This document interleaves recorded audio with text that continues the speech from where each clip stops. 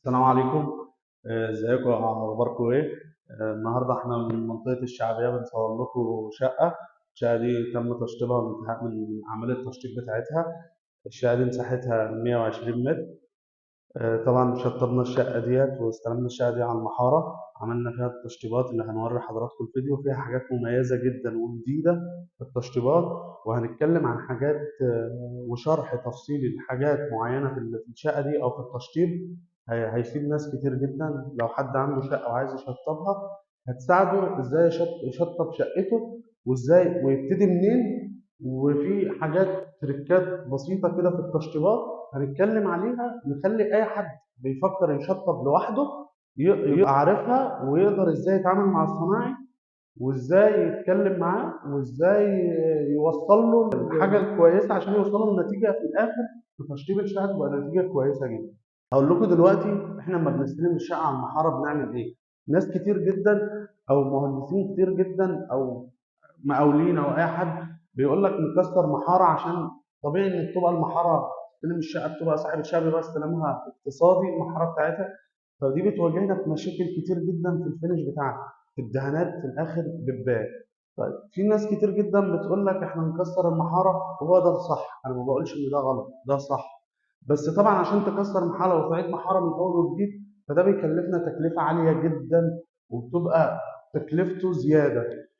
فاحنا بنحاول نعالج على قد ما نقدر، وهوري حضراتكم في الفيديو الحيطان بتطلع معانا عامله ازاي بعد ما بنعالجها عشان نشتغل على المحاره اللي هي الموجوده. تمام. طيب اول حاجه هنتكلم فيها هو الباب بتاعنا. ده باب الشقه بتاعنا احنا. ركبنا باب مصفح تركي، ده طبعا نوعيته كويسه، وطبعا اللون بيبقى من اختيار العميل. ده باب التصريح بتاعه ده تصريح كامل، بيبقى حاجه اسمها 11 سم 3 كالون. تمام. وده الباب بتاعنا. هنبتدي بعد كده بالايه، بالارضيات. احنا هنا في الارضيات اشتغلنا على ارضيات سيراميك. الارضيه دي 60 في 60 قطعيه ليزر. الارضيه دي حاجه كويسه، ماركه كويسه. طبعا بنشتغل في شغلها بنشتغل على صلايف، فتلاقي ان الفاصل ما بين البلاطه والبلاطه بيبقى حوالي ملي ونص. تمام. بعد كده اشتغلنا، بعد ما خلصنا الارضيات طبعا بنشتغل التاسيسات بتاعتنا، زي مثلا حاجه زي الشباك.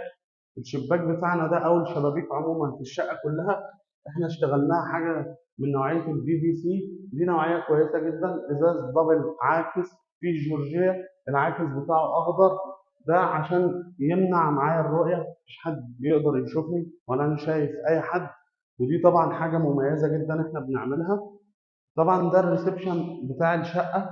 طبعا في عمدان في الشقه، فعشان نفادي الخبطات وفي نفس الوقت تبقى بشكل ديكوري كويس جدا اشتغلنا عليها زوايا ذهبي زي ما حضراتكم شايفين كده عشان تمشي مع ديكورات المكان كامل. طبعا في السقف ده احنا اشتغلنا الجبس بتاعنا فلات، عشان الريسبشن زي ما حضراتكم شايفين هو صغير شويه، فاشتغلنا السقف فلات مع الديكورات واللمسات الجميله الفنيه بالليد بروفايل زي ما حضراتكم شايفين كده. التعريجات في الليد مع الاستريبات الخشبيه اللي موجوده في الحيطان.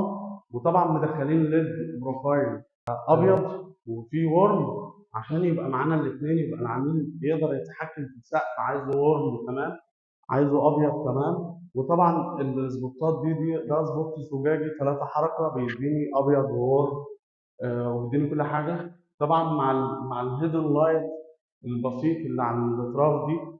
تمام. جينا بقى في الحيطان فاحنا عملنا شويه ديكورات. الريسبشن بتاعنا زي ما حضراتكم شايفين صغير، فكان العميل طالب ان احنا نفتح غرفه على الريسبشن عشان يديه وسع لما يجي يفتحها، وفي نفس الوقت يبقى لها خصوصيه. فعملنا ستايل الباب الجرار ده عشان ايه، ما يفتح معانا يبقى الليفنج كويس جدا والريسبشن مساحته كويسه جدا ويدي وسع للعميل. طبعا عملنا الباب ده يندفن زي ما حضراتكم شايفين كده، لما بيجي يفتح بيندفن. وعملنا استريبات خشبيه. هنيجي نبص معانا كده هنا، استريبات خشبيه تمام باللون الجراي الفاتح قوي مع الليد بروفايل اللي رابط مع السقف بتاعنا. تمام. وجهزنا هنا مكان للشاشه. طبعا تجهيز مكان الشاشه ده زي ما حضراتكم شايفين كده، مفيش اي اسلاك بتبقى باينه. احنا بنبقى عندنا في الدفن بتاعنا بنبقى عاملين حساب الاتش دي، بنبقى عاملين حساب الوصولات كلها، الفيش اللي ممكن تتحط مع الشاشه عشان ما يبقاش فيه اي اسلاك باينه. زي ما قلنا جهزنا الشاشه هنا بلوح بديل الرخام مع الاستربات الخشبيه ومع الديكورات الخشبيه مع العلب الديكوريه اللي فيها الهيدن لايت الجميل ده. طبعا دي كمان عملناها منها ديكوريه ومنها تبقى علبه، ودي تاتش تشتغل معانا. طبعا عملنا مكتبه للشاشه، المكتبه دي فيها هيدن لايت بيضرب على الارضيه عشان يديني شكل كويس. ومن الجهه الثانيه للباب نفس الاستربات الخشبيه اللي كانت معانا مع الليد بروفايل برضو اللي رابط مع السقف مع مرايه عشان تديني الاوتفيت بتاعي وانا خارج من الشقه. مرايه ديكوريه شكلها جميل جدا ولذيذه. طبعا وجينا قفلنا هنا ده مكان الطرقه، احنا قفلناه بباب مفصلي عشان يبقى فيه خصوصيه للريسبشن، يبقى ان العميل او اهل البيت عندهم خصوصيه ان لو حد متواجد ما يبقاش كشفهم. طبعا احنا هنا في الباب المصفح رفعنا الباب للسقف عشان يديله فخامة أكتر مع الليد بروفايل اللي واخد نفس الستايل في الجهتين عشان يبقى الشكل اللذيذ ده. هندخل دلوقتي نوري حضراتكم بقية الليفينج أو هنقول جزء من الريسبشن تاني اللي احنا فتحناه. ده الجزء التاني من الريسبشن أو منطقة الليفينج. احنا قلنا ان الريسبشن بتاعنا هو متقسم لقطعتين، قطعة سفرة وقطعة انتريه. الجزء ده هو الجزء اللي الركنة تمام. احنا قسمنا او اشتغلنا كده. طبعا احنا قبل ما بنشتغل في التشطيب اصلا وده افضل شيء انت تشتغل على حاجه اسمها توزيع الفرش بتاع الابلان 2 دي، بيعرفني مخارج الكهرباء فين، بيعرفني كل حاجه الصحي بتاعي اتحط ازاي. كل حاجه ده بيبقى اريح واحسن ليك وبيساعدك في كل حاجه عشان تبني الشقه زي ما انت عايز. هنا في منطقه الليفينج هنا احنا برضه شغالين ببساطه في الشقه دي. هنتكلم مثلا عن الشباك او الباب البلكونه بتاعتي. انا بفضل ان انا اوسع الفتحه بتاعي عشان تديني اضاءه كويسه في الشمس، وكذلك في فتحتها تديني الهواء كويس. فانا بشتغل على PVC حاجه اسمها 3 تكه، مع ان انا بعمل حاجه اسمها سلك بليسيه. السلك ده عباره عن شفر كده زي ما حضراتكم شايفين بيتفتح ازاي. يبقى انا لما اجي افتح فتحتي كامله واجيب السلك بتاعي الدنيا معايا تطلع مظبوطة وتطلع جميلة جدا، وفي نفس الوقت ادتني فتحة كويسة. هنتكلم مثلا على التكييفات بتاعتنا. التكييفات في الشقة دي عشان ما نكلفش العميل فاحنا اشتغلنا ان التكييفات تبقى باك تو باك عشان نوفر على العميل فكرة الدفء، ان انا ادفن نحاس في الحيطان لان بتزود تكلفة الشقة طبعا في التشطيبات. طبعا هنا في السقف بتاعنا احنا اشتغلنا برضه فلات عشان يبقى نفس ستايل الريسبشن يبقى كل واحد. اشتغلنا هنا فلات، عملنا ليد بروفايل. احنا بنأسس في الشغل بتاعنا ساوند سيستم، بقى في الشقه كلها في ساوند سيستم رابط معايا الشقه كلها ساوند سيستم. حد ممكن يسالني يقول لي طب انا دلوقتي قاعد في الليفينج عايز اشغل ساوند، هل الشقه كلها تشتغل؟ لا، احنا بنعمل حاجه اسمها زراير فصل.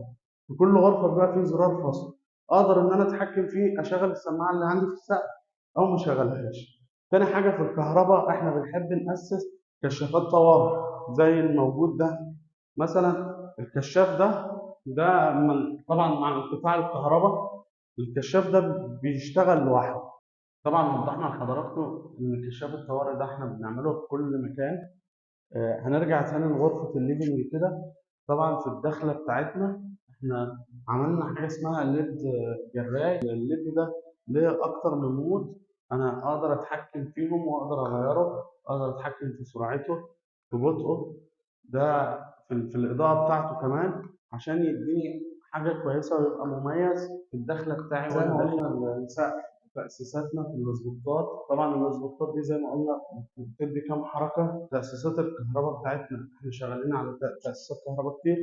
هندخل بقى للطرقة بتاعتنا نوري حضراتكم الطرقة كده. أول حاجة احنا في الطرقة دي اتكلمنا إن احنا فصلنا الريسبشن عن الغرف وعن المطبخ والحمام. بالطرقة دي احنا عملناه باب. الباب ده باب مفصلي. ليه عملنا باب مفصلي هنا؟ الباب ده عشان يديني اكتر، يبقى يديني ان هو ما ياخدش مساحه الطرقة بتاعي إن أنا بفتحه. تاني حاجة هنجيب الطرقة بتاعتنا. الطرقة بتاعتنا بسيطة، جميلة جدا. الطرقة بتاعتنا دي هي بسيطة، ما عملناش فيها شغل كتير، يا دوبك حاجات رقيقة جدا عشان تديني لمسات جمالية. في الطرقة دي احنا عملنا ليد بروفايل زي ما حضراتكم شايفين كده. الليد ده رابط الحيطان مع السقفية. طبعا السيراميك واحد. عملنا السقف بتاعنا فلات خالص، وزعنا فيه السبوتات البسيطة دي مع السماعات برضه عشان يبقى رابط الساوند سيستم. عملنا الاتنين قبليك دول عشان يدوني إضاءة خافتة وكويسة جدا في الطرقة يعني عموما. طبعا احنا عندنا زراير تحكم في الطرقة دي، أنا ممكن أجيبها من بره من الريسبشن وأقدر أطفيها أو أجيبها من مفاتيح هنا كده، إن أنا طفيت الطرقة بتاعتي خالص عشان ما اقدرش ان انا ارجع عليها تاني. نتكلم عن الكهرباء. احنا في الكهرباء بتاعتنا بنأسس لوحتين. دي بتبقى لوحة تيار خفيف، اقدر احط فيها الراوتر بتاعي، اقدر احط فيها الدي في ار، اقدر احط فيها اي اجهزة بحيث انها تبقى في المكان ده مش ظاهرة، مفيش سلوك منها. ودي اللوحة بتاعت توزيع الكهرباء بتاعي. احنا بنعمل طبعا كل غرفة بتبقى على قاطع. المطبخ بيبقى على قاطعين، قاطع للفيش وقاطع للنارة. تمام. هندخل المطبخ بتاعنا نوريه لحضراتكم كده. المطبخ بتاعنا هو زي ما حضراتكم شايفين هو بسيط، ما فيهوش شغل كتير، حاجة هادية. طبعا احنا لسه بنجهز الوحدات أو العلب التقفيلات بتاع المطبخ. قلنا نوري حضراتكم الشغل قبل ما نقفل المطبخ. احنا اشتغلنا هنا على سيراميك 30 في 60، بيضة خالص ورقيقة عشان يبقى الديكورات كلها في التقفيلات بتاعتي. انا بحط تقفيلاتي والديكورات. السقف بتاعنا بسيط جدا. طبعا احنا شغالين سقف الشقه كله ابيض زي ما حضراتكم شايفين. عملنا هنا في المطبخ بس كورنيشه بسيطه جدا مع الكومباكات عشان يديني اضاءه عاليه في المطبخ بتاعي. في توزيع الكهرباء حضراتكم ممكن تشوفوا ان الكهرباء عندي متوزعه في كل الاماكن، كهرباء كتير جدا عشان تغطي عدد الاجهزه اللي هتدخل هنا. طبعا كشاف الطوارئ موجود. طبعا احنا هنا بنعمل زرار فصل للشفاط بتاعي عشان يشتغل. في تأسيسات السباكة احنا او انا من الشركات اللي بتحب تفضل ان احنا نأسس اكتر من غسالة واكتر من سخان في المكان. يعني حضراتكم لو ركزتوا معايا كده هتلاقي ان احنا مأسسين 3 غسالات في المطبخ. طبعا وارد ان عميل يحط غسالة او 2 او 3، ده شيء عادي جدا وشيء ممكن ويبقى متاح مستقبلا. هو لو عمل غسالة واحدة ممكن بعد كده ربنا يكرمه بغسالة ثانية، غسالة ثالثة، يلاقي أماكن ما يحتاجش إن هو يكسر أو يعدل أو يشتغل بمواسير خارجية. السخان كذلك هو نفس الوضع. شغالين السخان بتاعنا بنأسس له أكتر من مكان بحيث إن أنا حبيت أحط سخان غاز سخان كهرباء يبقى أنا عندي إمكانية إن أنا أشتغل على كده. قبل ما ندخل بس على الحمام، احنا لازم نربط ما بين السيراميك وما بين الحيطان بتاعتنا بفريم خشبي كده جميل، لان طبعا حضراتكم عارفين ان المطبخ ما بيبقاش ليه باب، فاحنا لازم نعمل الفريم الخشبي ده عشان العلاقه تبقى كويسه في نفس الوقت يديني شكل ديكوري كويس جدا في الطرقه او المنظر العام يبقى كويس. هندخل على الحمام. هنتكلم هنا عن ابواب الغرف وابواب الحمام. ده باب تركي جاهز. طبعا ده من اختيار العميل، ده الاختيار طبعا بيبقى للعميل. الباب ده كويس جدا، باب تركي، حاجه نظيفه جدا. في طبعا عازل للصوت عشان والتراب عشان ولا يدخل لي صوت ولا تراب. هندخل الحمام بتاعنا. احنا زي ما حضراتكم شايفين شفتوا اليونت دي، اليونت بتاعتنا عملنا المرايه اللذيذه قوي دي تديني اضاءه برضه كويسه. طبعا الشبابيك زي ما قلنا. السيراميك هنا بتاعنا 30 في 90، سيراميكا كويسه، نوعيه كويسه ورقيقه. عملنا طبعا القعده المعلقه دي بالخزان الدفن بتاعها. عملنا الديكورات الجميله قوي في العلب دي مع الهيدر لايت عشان اقدر احط الديكورات هنا في القعده تديني منظر شيك جدا في الحمام. طبعا هنا عملنا كابينة شاور، عاملين الازاز بتاعها ده طبعا ازاز 10 مللي مسكرت. دي بتبقى حاجه نظيفه جدا، تقفل معاها كده تلم على بعضها. انا كده قافل الكابينه بتاعي، اقدر افتحها بكل سهوله وادخل الكابينه بتاعتي. عملت ارضيه الكابينه دي ارضيه رخاميه عشان تبقى قطعه واحده ما فيهاش فواصل. الميه ما تخللش الفواصل دي مع مرور الوقت.